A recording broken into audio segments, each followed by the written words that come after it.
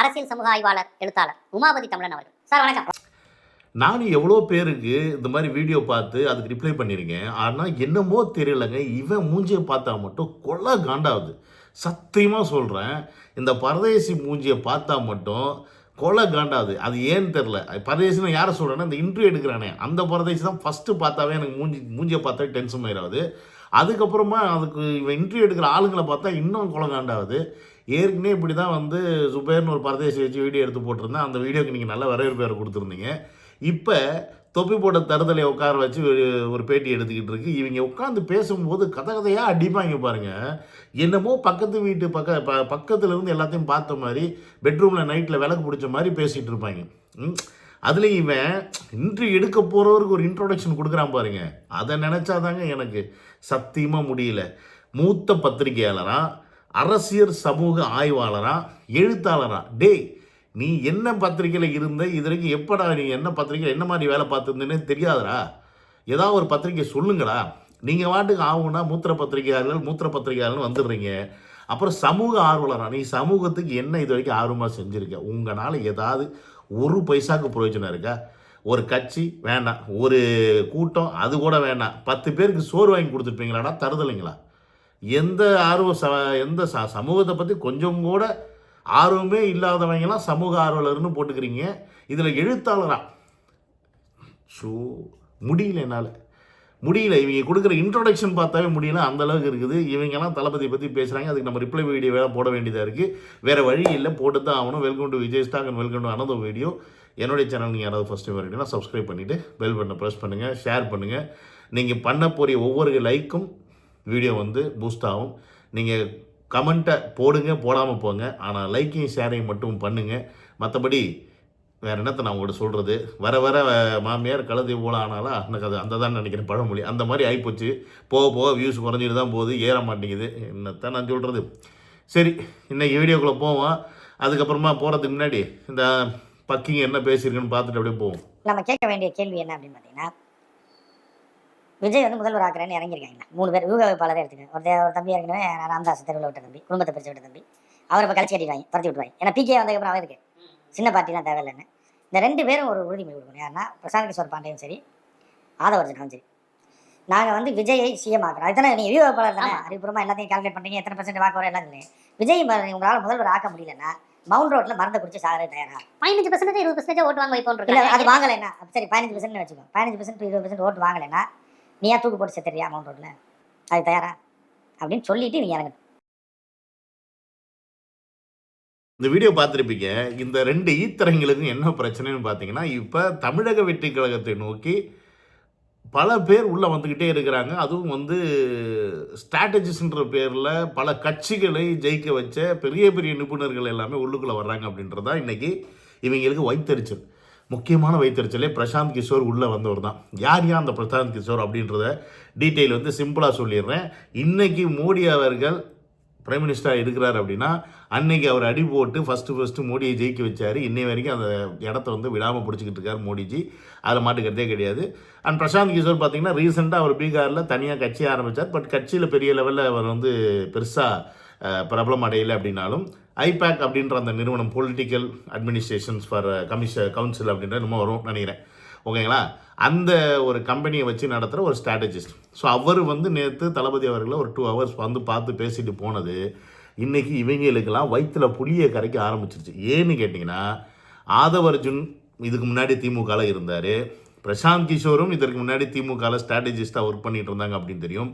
இப்போ ரீசெண்டாக ஏடிஎம்கேல ஒர்க் பண்ணுறதுக்கு பேச்சுவார்த்தை நடந்ததாகவும், அதற்கு அப்புறமா அது வந்து இந்த அளவுக்கு நான் அதை வந்து கண்டினியூ பண்ணுறாரா இல்லையா அப்படின்னு பெருசாக தெரியல. பட் இப்போ விஜய் அவர்களை வந்து சந்திச்சுட்டு போனதில் இந்த திமுக கொத்தடிமைஸ் எல்லாம் என்ன பண்ணுறாங்கன்னா, கதறாங்க. ஏன்னா ஆல்ரெடி ஒரு சைடு பார்த்தீங்கன்னா ஜான் ஆரோக்கியசாமி இருக்காப்புல, இந்த பக்கம் ஆதவர்ஜனாவை கொண்டு வந்தாப்புல. இப்போ பிரசாந்த் கிஷோரும் வந்து பார்த்துட்டு போகிறார் அப்படின்னா, ஒரு 15% 20% வாக்கு கம்பல்சரி தாவேக்காக்கு இருக்குது அப்படின்றத உறுதிப்படுத்துகிற மாதிரி ஒரு பேச்சுவார்த்தை தான் போயிட்டுருக்கு. பேச்சுவார்த்தை தான் நடந்திருக்கிறதா நியூஸ் எல்லாம் பரவிட்டு இருக்கு. ப்ளஸ் ஒவ்வொரு வீட்லேயும் ஒரு வாக்கை கன்ஃபார்ம் பண்ணணும் அப்படின்ற மாதிரி ஏதோ ஒரு ஸ்ட்ராட்டஜி வந்து பிரசாந்த் கிஷோர் அவர்கள் பிளான் பண்ணுறதாகவும் நியூஸ் பரவிட்டு இருக்கு. பட் எல்லாமே நியூஸ் பரவிட்டு இருக்கே ஒழி இப்போ வரைக்கும் பிரசாந்த் கிஷோர் என்ன மாதிரியான ஒரு சப்போர்ட்டுக்கு தளபதி தமிழக வெற்றி கழகத்தில் இருக்கிறாரா அப்படின்றதுல நமக்கு தெரியல. அஃபிஷியலாக எந்த நியூஸுமே கிடையாது. பட் இவர் வந்துட்டு போனால் தான் இன்றைக்கி மிகப்பெரிய பிரச்சனை. இவங்களுக்கு என்னென்னா, இப்போ ஜான் ஆரோக்கியசாமி ஆல்ரெடி இருக்காப்புல, அதுவே இவங்களுக்கு பயங்கர தலைவலி. ஏன்னு கேட்டிங்கன்னா, இந்த நாய் இப்போ ஜான் ஆரோக்கியசாமி மட்டமாக பேசுது தோக்கடிச்சாலுன்னு யார் அன்புமணி ராமதாஸ். ஆனால் பாமகவில் அன்புமணி ராமதாஸ் அப்படின்ற ஒரு விஷயம், அதாவது ராமதாஸ் அப்படின்ற அந்த பேரை எடுத்தால் அந்த இடத்துல பாமகவில் யாருமே கிடையாது. ஆனால் இன்றைக்கி அன்புமணி ராமதாஸ் அப்படின்ற அந்த பேர் எல்லாருமே பேசுகிறோம் அப்படின்னா, மாற்றம் முன்னேற்றம் மாங்காமணி அப்படின்ற அந்த ஒரு பட்டத்தை நிறைய பேர் கிண்டலுக்கு கொடுத்துருந்தாலும், பட் அந்த ஒரு நோக்கத்தை, அந்த பட்டத்தை இன்றைக்கி வரைக்கும் எல்லார் மனசுலையும் ரிஜிஸ்டர் பண்ண வச்சது யாருன்னு பார்த்தீங்கன்னா ஜான் ஆரோக்கியசாமி. அதை மறக்கவே முடியாது. அண்ட் ஒரு ஜான் ஆரோக்கியசாமி வந்து ராமதாஸ் அவர்களை, அன்புமணி அவர்களை நான் உங்களை முதலமைச்சராக ஆக்குறேன் அப்படின்னு சொல்லி, அதை ஒரு வேளை முதலமைச்சராக ஆக்குறேன்னு சொன்னப்போ அன்புமணி நம்பியிருந்தார் அப்படின்னா அது அவருடைய முட்டாள்தனம் அப்படின்னு தான் சொல்லணும். ஏன்னா தன்னுடைய பலம் என்ன அப்படின்றது முதல்ல நமக்கு தெரியணும். தன்னுடைய பலம் தெரியாமல் நீ அரசியலில் இறங்கினேன்னா அனாதை ஆயிடுவா அப்படின்றது எல்லாருக்குமே தெரிஞ்ச விஷயம். அதை பல ஹீரோக்கள் செஞ்சு தான் இன்றைக்கி நக்கிட்டு போயிட்டாங்க. விஜய் அவர்களே ஒரு 4-5 வருஷத்துக்கு முன்னாடி எஸ்ஏசி சந்தர் அவர்கள் விஜய் அவர்களை கட்சிக்குள்ளே இழுக்கும் போது வரமாட்டேன்னு சொன்னதுக்கு ரீசன் என்ன அப்படின்னா, விஜய் அவர்கள் அன்னைக்கு இருந்த இடத்துக்கும் இன்னைக்கு இருக்க இடத்துக்கும் டிஃப்ரென்ஸ் இருக்குது. அதை அவர் புரிஞ்சுக்கிட்டனால தான் இன்றைக்கி அவர் இறங்கியிருக்கார். அன்னைக்கு அவர் இறங்கலை, அப்பாவே எதிர்த்தார். புரியுதுங்களா இல்லையா? ஸோ விஜய் அவர்களுக்கு தெரியுது எப்போ எந்த டயத்தில் அரசுக்குள்ளே இறங்கணும்னு. ஸோ அதனால் விஜய் அவர்கள் இந்த வியூக வகுப்பாளர்களை வச்சு தான் ஜெயிப்பாரா அப்படின்னு கேட்டிங்கன்னா, அதெல்லாம் ஒரு ஸ்ட்ராட்டஜிஸ்ட் எல்லாருக்குமே தேவை இன்றைக்கி. எல்லாம் ஏன்னா உங்கள் கட்சியில் நீங்கள் என்ன பண்ணியிருக்கீங்கன்ற உங்கள் கூட்டுக்கிழமை கூப்பிட்டு வச்சு செஞ்சால் தாண்டா தெரியும். அதனால தாண்டா செஞ்சுக்கிட்டு இருக்காரு. கூமுட்டை போகிறது வச்சுங்களா. அண்ட் இன்னொன்று வேறு என்ன கேட்குறான் மயிராண்டி, இவருக்கு வந்து பிடுங்கணுமா பிரசாந்த் கிஷோரோ இல்லை ஜான் ஆரோக்கியசாமியோ வந்து வியூக வகுப்பாளர்களாக தாவேக்கால இருந்து விஜய் வந்து 2026 ஜெயிக்க வைக்கலைன்னா இவங்க வந்து என்னது அம்பேத்கர் திருவள்ளூர் பக்கமாக இங்கே சொன்னானே அந்த இடத்துல திருவள்ளூர் கூட்டமாக ஏதோ இடத்துல அங்கே வந்து தூக்கு மாட்டி தொங்கி வரியா செத்துருவியான்னு கேட்குறேன். நான் என்ன கேட்குறேன், ஜெயிச்சிட்டாருன்னா நீங்கள் செத்துருவீங்களா நாதாரிக்கலாம் அப்படின்னு நம்ம திருப்பி கேட்டால், உங்களுக்கு ஏன்டா அவங்க வர்றாங்க வரலை தாவேக்கால என்னமோ பண்ணுறாங்க, நீங்கள் ஏன்டா நாய் மோப்பம் பிடிக்கிற மாதிரி எப்போ பார்த்தாலும் விஜய் வீட்டு கதவையே நக்கிட்டு இருக்கீங்க? அது ஏன்டா உங்களுக்கு அந்த பழக்கம் ஏன்டா? அப்போ உங்கள் கட்சியில் ஒன்றுமே இல்லையா சொல்கிறதுக்கு? நீங்கள் செஞ்ச நல்லது எதுவுமே இல்லையா சொல்கிறதுக்கு? திமுகவில் நீங்கள் செஞ்ச நல்லது எதுவுமே இல்லையா? எப்போ பார்த்தாலும் விஜய் என்ன பண்ணுறாரு, விஜய் வீட்டுக்கு யார் வர்றார், விஜய் வீட்டுக்கு இவர் வந்தாரா, விஜய் எந்திரிச்சாரா, விஜய் உட்காந்தாரா, விஜய் கக்கூஸ் பண்ணாரா, விஜய் குளிச்சார். ஆட கூமுட்டை பரதேசிங்களா, போய் சோறு தின்னுங்கடா, இல்லைனா பீயா தின்னுங்கடா. எதையும் விட்டு ஏன்டா எப்போ பார்த்தாலும் அவர் வீட்டு முன்னாடியே கிடக்குறீங்க? பயந்தாங்கோழி பரதேசிங்க. இவங்கெல்லாம் வந்து உட்காந்து சவுடால் மேலே பேசிகிட்டு இருக்காங்க. 4 ரூமில் பேசுகிற நாய்ங்க. செயல்பாடு எப்படி பிஜேபி சேர்த்து எதிர்ப்பாரா, அவர் ஒன்றிய அரசும் சேர்த்து எதிர்ப்பாரா, வெறுமனே திமுக நோக்கி மட்டும் கேள்வி கேட்பார்? ஒன்றிய அரசு தான் அனுப்பிய விட்டுருக்கு பிகேவை. ஒன்றிய பிகே வரப்படுறது பிஜேபி தான். ஆமாம், ஆதவர்ஜனாவை தூண்டி விட்டு அனுப்பி விடுறது பிஜேபி தான். மொத்தத்தில் எல்லாம் ஒரே குடும்பம் தான். பிஜேபி எத்தனை ரசங்கள் வராது. சாதிவாரி கணக்கெடுப்பெல்லாம் உடனே எடுக்கணும்னு ஸ்டாலின் அறிவுறுத்தி அறிக்கை விட்டுருக்காரு. என்ன நீங்க சமூக நீதி கட்சி பெரியார் கட்சிங்கிறீங்க? சாதிவாரி பிகே கேட்டீங்கன்னா சாதிவாரி கணக்கெடுப்பு அதில் பிச்சு வாரிடுவேன். எந்த தொகுதி எங்கே இருக்குன்னு தூக்கத்தில் எழுப்பி கேட்டீங்கன்னா கரெக்டாக சொல்லலாம். பிரசாந்த் கிஷோர் பாண்டே இந்த அடுத்து ஆரம்பிச்சிட்டாங்களே உடனே வந்து பிஜேபிக்காரங்க தான் வந்து விஜய்க்கு அனுப்பிச்சாரு, பிஜேபிக்காரங்க ஒரு சைடாக வந்து விஜய் செயல்பட்டு இருக்காருன்னு. டேய் ஐயோ, இந்த முட்டா பிரதேசங்களை வச்சுக்கிட்டு என்ன பண்ணுறதுனே தெரியல. அந்த முட்டா பிரதேசிங்க பேச்சு நம்பிக்கிட்டு நிறைய பேர் வீடியோவில் லைக் போட்டு ஷேர் போட்டுட்டு இருப்பாங்க அவங்க வீடியோக்கு. அந்த முட்டா பிரதேசங்களை என்ன பண்ணுறது நமக்கு தெரியாது. ஏன்னா பிரசாந்த் கிஷோர் மோடிஜியை ஜெயிக்க வச்சது ரொம்ப வாஸ்தவம் தான். அன்னைக்கு அவர் ஸ்ட்ராட்டஜிஸ்ட்டு.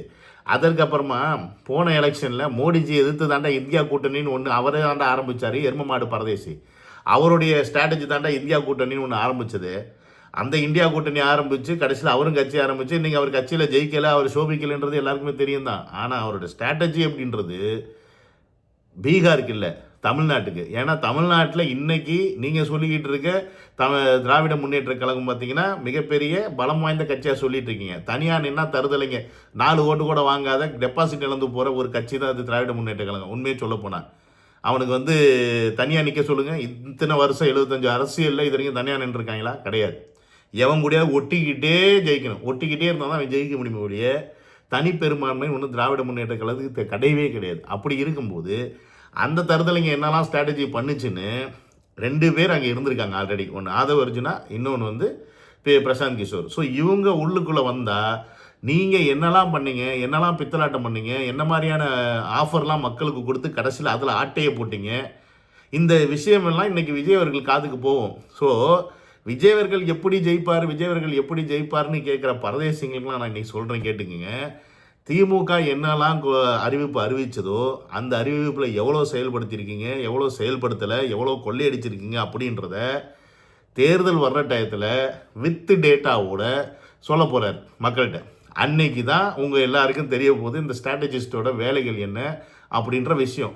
புரியுதுங்களா இல்லையா? இன்றைக்கி உதாரணத்துக்கு மகளிருக்கு இலவச பேருந்துன்னு சொன்னால் அந்த இலவச பேருந்துனால தமிழ்நாட்டுக்கு எவ்வளோ நஷ்டம் வந்துச்சு, அதில் எவ்வளோ குடும்பம் அதில் வந்து பலன் அடைச்சிச்சு அப்படின்ற டேட்டாவாக இருக்கட்டும், இல்லைன்னா 1000 ரூபா மானியன்ற பேரில் எத்தனை பேருக்கு 1000 ரூபா கொடுத்த, எத்தனை மக்களுக்கு 1000 ரூபா கொடுக்காம நீ ஆட்டையை போட்ட, இந்த மாதிரி பல விஷயங்களை எடுத்து சொல்கிறதுக்கு தான் இந்த ஸ்ட்ராட்டஜிஸ்ட். ஓகேங்களா? அப்போ இந்த மாதிரி இவங்க ஏமாத்துற மாதிரி அறிக்கைகள்லாம் நம்ம கொடுக்காம உண்மையாலுமே மக்களுக்கு பணம் அளிக்கக்கூடிய என்ன மாதிரியான புதிய திட்டங்கள் இந்தியாவில் இது வரைக்கும் எங்கேயுமே செயல்படுத்தப்படாத திட்டங்களாக இந்தியாவுக்குள்ள இருக்கணும். அந்த மாதிரி ஒரு குழுக்கள் அமைக்கணும் அப்படின்னு தான் நேற்று கிட்டத்தட்ட ஒரு 28 குழு எந்த கட்சியிலையுமே இது வரைக்கும் அறிவிச்சதில்லை. அதில் ஒரு 28 குழுவை வந்து அமைச்சிருக்காரு. அந்த 28 குழுவையும் கூட அசிங்கம் பிடிச்ச மாதிரி ஒரு விஷயத்தை வந்து ஒரு வேணுக்குனே ஒரு திருநங்கை இஷ்யூஸை எடுத்து பேசியிருக்காங்க. அதோட வீடியோ நாளைக்கு நான் போடுறேன். ஆனால் இன்றைக்கி அந்த மாதிரி ஒரு கேவலமான விஷயத்தை செய்யக்கூடியதான் திராவிட முன்னேற்ற கழகம். புரியுதா?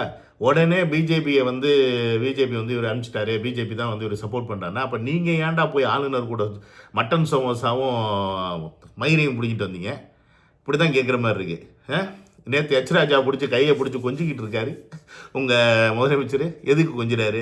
எதுக்கு அடுத்த 2026 நம்ம 2 பேர் கூட்டணி வச்சுருவோம், உங்களுக்கு காரைக்குடி தகுதி தரேன்னு சொல்லிட்டாரா? சொல்லுங்கடா. இவங்களே வந்து என்ன சொல்லுவாங்க, திராவிட அதாவது இப்போ திருப்பரங்குன்ற இஷ்யூ எடுத்துங்களேன், பிஜேபி வந்து போராட்டம் பண்ணாங்க, இவங்க தடுக்கிற மாதிரி தடுத்தாங்க. கடைசியில் கோர்ட்டு வந்து அவங்க போராட்டம் பண்ணதுக்கு சம்மதிச்சிருச்சு. எப்படி சம்மதிச்சிச்சு அப்படின்னு கேட்டோம்னா அதுக்கு பதில் இருக்காது. இந்த மாதிரி பண்ணுறது எல்லாமே ஃப்ராடுத்தனம். இதில் விஜய் அவர்கள் என்ன பண்ணுறாரு, விஜய் அவர்கள் யார் கூட கூட்டணி வைக்க போகிறாரு, யார் கூட என்ன பண்ண போகிறாருன்னு தெரியாமல் பைத்தியக்காரத்தனமாக இவங்க அலைஞ்சி திரிகிறாங்க. இவங்களுக்கு ஒன்று விஜய் வந்து பர்சனல் அட்டாக் பண்ணுவாங்க, அப்படி இல்லைன்னா இந்த மாதிரி ஏதாவது ஒரு விஷயம் நடந்துச்சுன்னா உடனே பிஜேபியோட பி டீம் அப்படின்வாங்க. ஆனால் இவங்க பண்ண சாதனை என்னன்னு சொல்லி ஓட்டு கேட்குற திராவிட முன்னேற்றத்துக்கு சுத்தமாக கிடையாது. திராவிட முன்னேற்ற கழகத்துக்கு ஓகேயா சுத்தமாக கிடையாது. நீ உண்மையாலுமே இந்த 75 வருஷம் ஆட்சியில் நல்லது பண்ணியிருந்தியா சரி, 75 வருஷம் விட இப்போ நீ வந்தப்போ எலெக்ஷனில் இப்போ நீ ஆண்டுக்கிட்டு இருக்க, இப்போ நீ உண்மையாலுமே மக்களுக்கு நல்லது பண்ணியிருந்தா மக்கள் ஏன்டா ஒரு மாற்றத்தை தேடி போகிறாங்க? முட்டைப்பயல்களா? எதுக்கு விஜய் அவர்கள் வரும்போது எதுக்கு மக்கள் கொண்டாட போகிறாங்க? அது கூட புரியாத தற்குறி பரதேசிகளாக நீங்களாம் இருக்கிறனால தான் இன்றைக்கி விஜய் போன்றவர்கள், புரியுதா, அவருடைய தொழிலை விட்டு இன்னொரு 10 வருஷம் கரியர் இருக்குது, அதை விட்டு இங்கே மக்கள் சேவை பண்ண வந்திருக்கேன்னு வந்து இறங்கியிருக்கார். ஏன்னா உங்களை மாதிரி தருதலைங்க இருக்கிறனால தான். எனியோ நீங்கள் இந்த டயத்தில் இப்படி இருந்தனால தான் எங்களுக்கு ஒரு நல்ல தலைவர் வரப்போகிறான்ற நம்பிக்கை எங்களுக்கு கிடைச்சிருக்கு. நீங்கள் நாதாரித்தனம் பண்ணிக்கிட்டே இருங்க, நாங்கள் நாசுக்காத நசுக்கி விட்டு போயிட்டே இருக்கோம் அப்படின்றத சொல்லி இந்த வீடியோ இதோட முடிச்சுக்கிறேன். நடந்த video love you, take care, by.